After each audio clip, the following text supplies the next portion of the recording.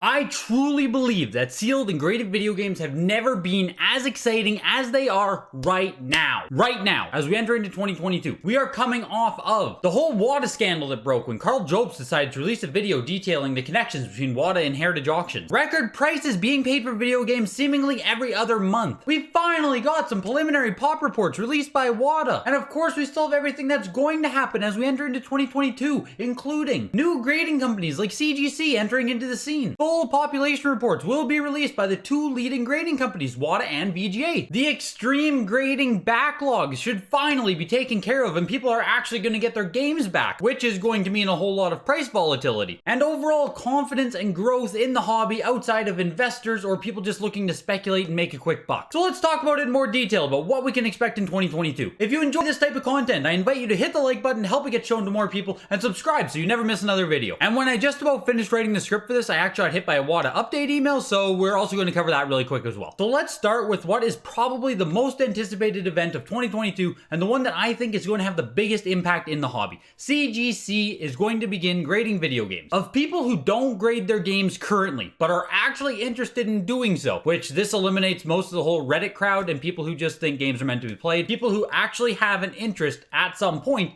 in grading and or collecting sealed video games. These people, the number one complaint I see is that they don't trust the current grading companies that exist. And of course, this has more to do with WATA Games, but VGA doesn't really have the name brand notoriety outside of the collecting hobby to bring in the masses. WATA Games is really the company that put graded games on the map, for better or worse. And of course, most of the people who don't trust WATA don't do so because of the Carl video that released. Well, luckily for these people, as well as people already established in the hobby, CGC will be entering into the world of video game grading early 2022. For those who don't know, CGC is one of the most trusted and established grading companies on the market, their largest market share being in graded comic books. They've also recently broken into trading cards, in which they're gaining a lot of steam there as well. If people are on the fence about using the current options for grading, CGC should remedy this. Even for longtime collectors such as myself, it is entirely possible that CGC comes out and offers a better service and a better product than either WATA or VGA. And at bare minimum, they are increased competition, which almost always leads to better products and better services for the end consumers, us. Now, Q1 2022 is their expected launch time, but I would not be surprised if we see heavy delays with that. We still don't know anything about the case design, the pricing, or even what games they will accept at launch. The initial press release they did for the announcement was back in July, so we're now 5-6 months removed from that. We still have very little details. It just seems extremely unlikely that they'll be up in about 3 months. Either way, they will be up eventually, and of course, we will be here to review everything with CGC when they do finally launch. I fully expect them to be a serious player within the graded video game world. Another huge event that's taking place, and one that's probably bigger than the CGC launch for a lot of people, we will finally have full population reports from both VGA and WATA. All games,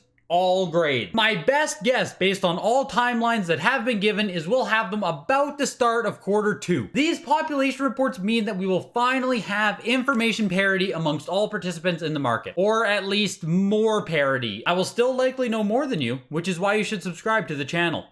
Now, these population reports have been a huge point of contention all throughout 2021, with myself, Carl, Reserved Investments, and many other people making videos calling for population reports to be released. I do feel like even if there was no pressure, no videos made, the population reports were going to come eventually, but I also like to think that all of the pressure that was created did speed the process up. With the population reports, we can finally start having realistic conversations about the amount of sealed games that exist and the potential amount of sealed games that are still out there. We can finally start assessing what is rare, what is common, without all these sideline commentators saying, "There's 1 million copies of every Mario game out there," which is objectively funny, even if it is a completely false narrative. Having all of this data available for people to make decisions based off of is going to add a lot of confidence to the market. With this confidence, people will be more comfortable to enter into the market. Let's face it, if people are spending hundreds, if not thousands of dollars per video game that they purchase, no one is looking to have it drop in value by 50% in a month. Yes, we all make purchases where we don't care about the value, so to speak, but again, no one's looking to have it drop by 50% in a month. These population reports, while they are only one piece of market data and they will not be fully complete, they at least help add a lot of context and relativity analysis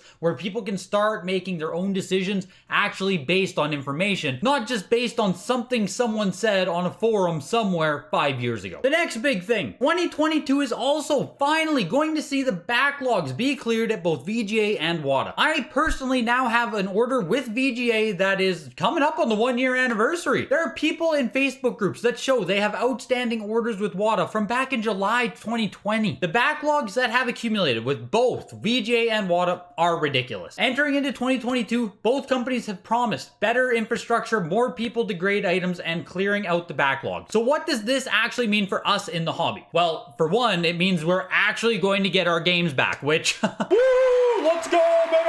And also, it does mean that we're going to see waves of games hitting the market all at once. It's no secret that a lot of people are simply submitting games right now in order to sell them later. Now, for the most part, through 2020, 2021, a lot of supply has been throttled by these backlogs, which I don't think is intentional. I don't believe there's a conspiracy where both WATA and VGA are purposely fucking over their customer base to keep the supply on the secondary market low. If no one grades their games anymore because they screw over every customer, then they don't have a business. That's an entirely different conversation. But if they do hold true on this and we do start getting faster, more efficient grading, then we are going to see a lot of games come out of grading all at once. This means we're also going to see a lot of games hit the market all at once. Now, it is impossible to say exactly what the backlog does consist of, but my best guess, based on what everyone's been posting in groups and Instagram, is that we're going to see a lot of PS2, Wii, Xbox 360, and any other more modern consoles. Again, this is just anecdotal, but from what I've seen, it doesn't look like we're going to see a flood of NES, Super Nintendo hit the market once the backlog's clear. Whichever games end up being the most commonly submitted ones, once they start coming back, we are going to see extreme price volatility in these games. And it's very easy to assume that this is going to be downward pressure as we see supply overtake demand. But this should be seen as a good thing. If you have been waiting for buying opportunities in this market, if you have been waiting to collect certain titles, this might be your opportunity. But remember the secret sauce in all of this. You have to be willing to buy when prices are going down. Remember, you can't sell high if you never buy low.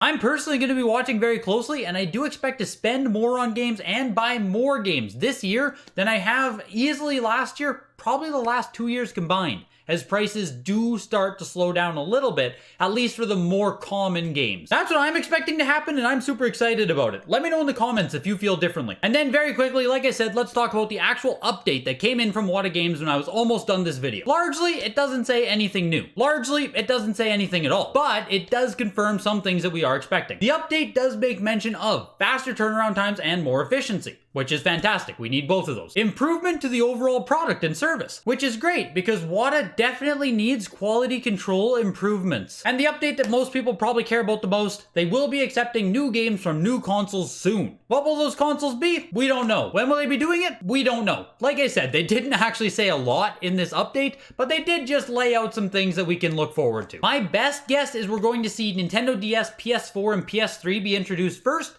with more esoteric consoles coming later. But that's just speculation on my end. Hopefully they will actually confirm it soon. Let me know in the comment section what you are most looking forward to in 2022, and make sure to hit the like button on your way out. I'll see you guys next time.